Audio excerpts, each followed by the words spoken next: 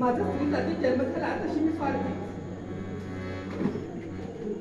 पण जो मनात माझा स्वार्थ निर्माण झाला याला कारणीभूत मी नव्हे, हा निसर्गाचा नियम आहे. आम्हा स्त्रियांना स्त्री जन्म मिळतो हे आम्हा स्त्रियांचं भाग्यच म्हणायचं. मी तशीच माझ्या पित्याच्या संसारात लहानाची मोठी झाली. ज्या दिवशी या दोन हाताने 10 बोटाने प्रेमाची प्रेमाला त्यांच्या कंठी अर्पण केली, उंबरठ्यावरचं माप ओलांडलं आणि या भरल्या संसारी प्रवेश केला. हो, माझ्या सुद्धा इतर स्त्रियांप्रमाणे फार मोठ्या अपेक्षा होत्या. मनाप्रमाणे माझ्या सौभाग्याचे घरी माझ्या जीवनात संसार करण्यासाठी मिळाले. पुरक श्रीमंती आहे, पण माझ्यासाठी ती श्रीमंती मृत्यूचे समान. लग्न होऊन त्या क्षणापासून मी अनेक वर्ष वाट पाहिली.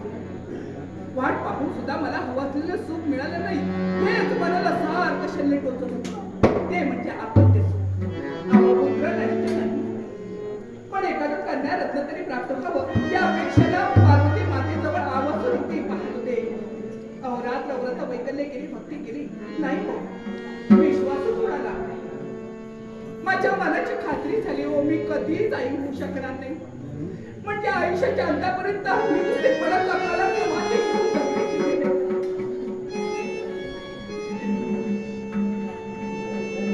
नको ते जगणं, नकोसं जीवन वाटू लागलं होतं.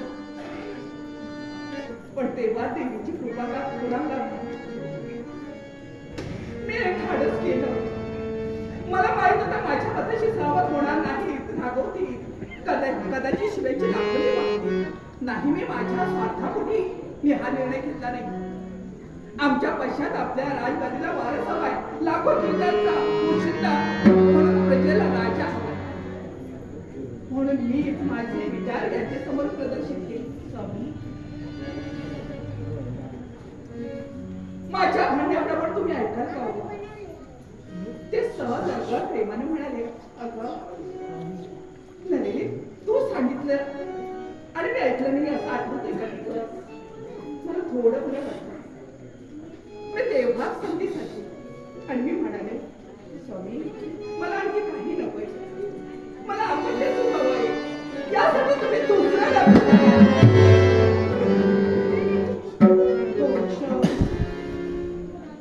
तो दिवस आजही माझ्या नजरेत आला. एवढे शब्द बाहेर पडतात आकाश कोसळलं पायाखाली.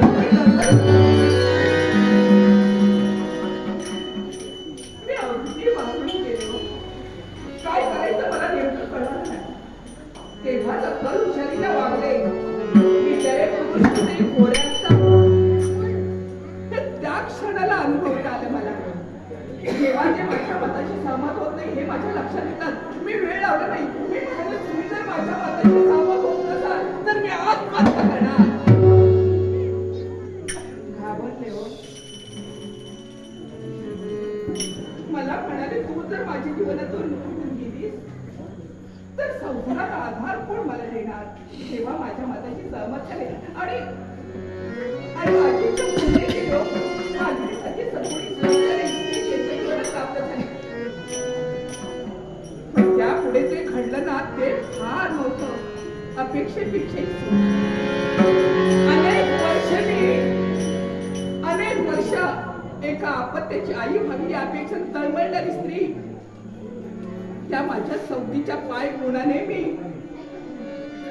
मी आई झाले. आणि तेव्हापासून मला माझ्या मालिनीचं कौतुक. मी तिचं पण कधी दुखविलं नाही, कधी रागवले नाही. हवं नको ते विचारून प्रत्येक इच्छा तिची पूर्ण केली. देवी, हे सगळं घडलं यामागे तुझा कृपाशीर्वाद होता ग. तुझा कृपाशीर्वाद. हो, पण एवढं मिळालेलं सुख